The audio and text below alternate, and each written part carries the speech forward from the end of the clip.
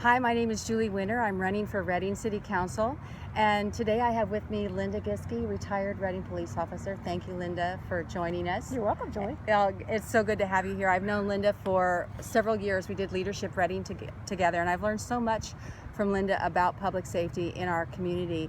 And we're all concerned about public safety. There's so many things affecting it with the reduced budget, with AB 109, with Prop 47.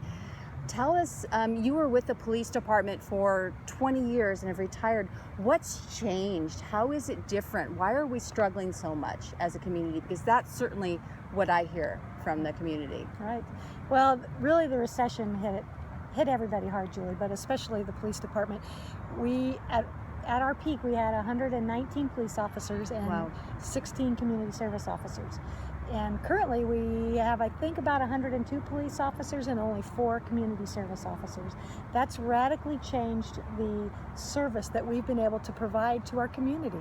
In the past, when we had a lot of police officers, we were able to be out there and proactive and in their neighborhoods and at their businesses and responsive to their needs. Right. And with so few officers and community service officers, that's diminished greatly. And so we're talking now about an issue of you have reduced officers, you have reduced resources, and we have an increase in crime.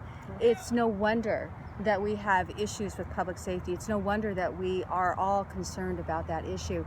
So tell the community what we're doing now, because I've heard people say that city leaders aren't doing anything, that the police are not doing anything about crime, but I've seen some positive things that have happened this year. So what have we done? There's actually been a lot of things done. Community-wise, we've had the revamping of the Neighborhood Watch program. Right. Through community involvement. Also, Ed Ruhlman, who runs the Reading Crime Watch, Businessman's Watch, that is a great organization. We have people going out in our parks, taking back the parks. That is so important. Those kinds of things have been really good. I also heard that we have a neighborhood policing unit that has made over 500 arrests, and that unit just started just a few months ago, and that we just funded that. So that's 4 additional officers, and it's made a difference. So that tells the community what happens when you have more officers on the street. You can obviously impact crime. It's kind of a no-brainer. Yeah, and the difference between regular patrol and the neighborhood policing unit is the neighborhood policing unit has the flexibility to go out and work with the community members, the neighborhoods, the businessmen to identify those areas that need attention. And because they're not answering calls for service on the radio, they're able to go in and work enforcement in those areas. So they not only partner with these people to do things to improve their community, their business, their neighborhood, but they're out there and they're in directed enforcement in those areas. Right. So it makes a difference when you have more officers. Certainly I've done a couple of ride-alongs, and you can see I did a night watch, and it was interesting to see what happens on our streets at night, and they are stretched thin. We have 60 square miles, I think it is, within our community, and so that's hard to cover that area and have a decent response time. So if Measures D&E that pass, those measures, we all get a chance to vote on that in November, and that would be a half-cent sales tax increase, which would affect my income. I figured about $2.50 a month. It's not huge. It's a cup of coffee. Seriously, people, it's not much money. And yet it provides $11 million in funding for more officers, for more jail space, for a mental health, a stabilization and sobering center. Those are huge things. Tell me how you see that making our streets safer, because a lot of people wonder how that will make our streets safer. Well, having worked when there was a high number of police officers and having worked when there was a low number of police officers, the impact it will have on this community is huge. Yes, we need more jail bed space, and we may get some of that. But to have those police officers on the street makes a huge difference. Where there is police officers, there isn't criminals. And that's the key. When you have law enforcement, you don't have lawbreakers.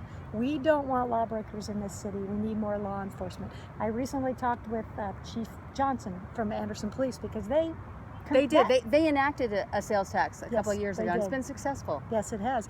He said it's made a huge difference. He says his officers are able to go out there and be proactive, not reactive, and it's made a huge difference in their community, for their businesses, for their neighborhoods, for their families. Right. And do you see having more officers helping us with breaking the heroin issue that we're seeing, and how that affects? Obviously, that's driving crime as well. Do you see having more officers on the street being able to help break that up? I do, because addicts oftentimes will not stop what they're doing until they reach their rock bottom. And for many of them, rock bottom is getting arrested and going to jail and having to deal with law enforcement, Right. and then getting the resources finally that they need to change what they've been doing. Right. Well, thank you so much for joining us tonight, and I hope that you've enjoyed this expert opinion from someone who's been in the field for 20 years. Linda's bringing up some key points that we need to have accountability in the system. We need to have more officers on the street. We need to have more jail space, and we can only do that if we have more support for these systems, and that's going to require investing in what you expect. If you want a safe community, then you need to invest in that. So I'm encouraging everyone to vote yes on Measures D and E, and I also hope that you'll vote for me, Julie Winter, for Reading City Council on November 8th. Let's all work together to make our streets safer, to make a safe community for our children. Thank you. That was awesome.